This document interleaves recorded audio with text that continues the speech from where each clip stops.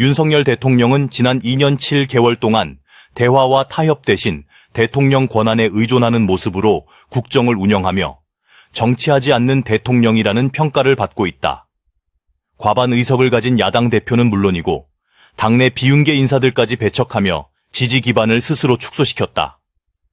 이로 인해 취임 2달 만에 지지율이 20%대로 하락했고 국정 운영 동력은 임기 초부터 크게 약화되었다.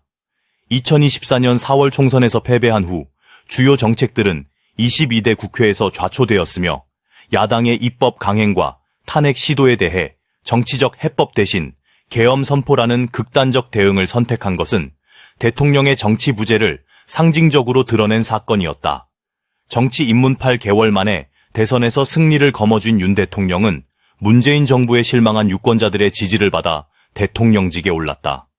하지만 임기 초반 파격적 행보와 정책적 성과에도 불구하고 지지율 하락과 함께 정부 운영의 어려움이 지속되었다.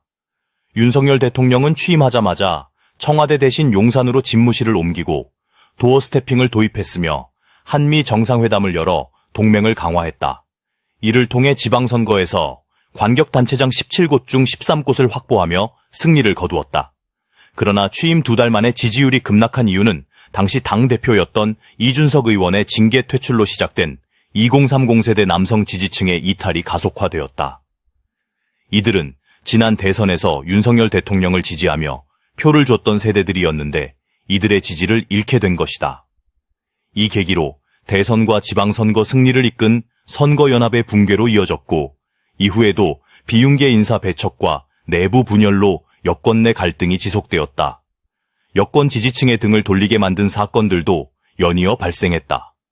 2023년 7월 발생한 해병대원 순직 사고와 연구개발 예산 삭감 논란은 각각 군과 과학계의 반발을 불러왔고 2025 학년도 의대 정원 확대 정책은 의료계와의 갈등을 촉발했다.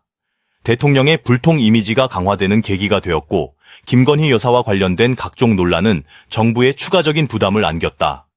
명품백 수수 의혹과 도이치모터스 주가 조작 사건, 서울 양평고속도로 노선 변경 논란 등 이른바 김건희 여사 리스크는 서울 강서구청장 보궐선거와 총선 패배로 이어지는 악재로 작용했다. 총선 패배 후 윤 대통령의 정치적 입지는 더욱 좁아졌다. 하지만 야당과의 소통은 여전히 부족했고 야당이 강행 처리한 법안에 대해 총 25차례 거부권을 행사하며 대립 구도를 이어갔다.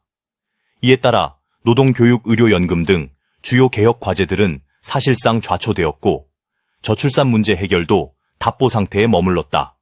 하지만 윤석열 대통령은 입법과 상관없는 외교 안보 분야에 집중하며 한일 관계 정상화, 한미일 동맹 강화, 체코 원전 수출 등 외교적 성과를 이루었다.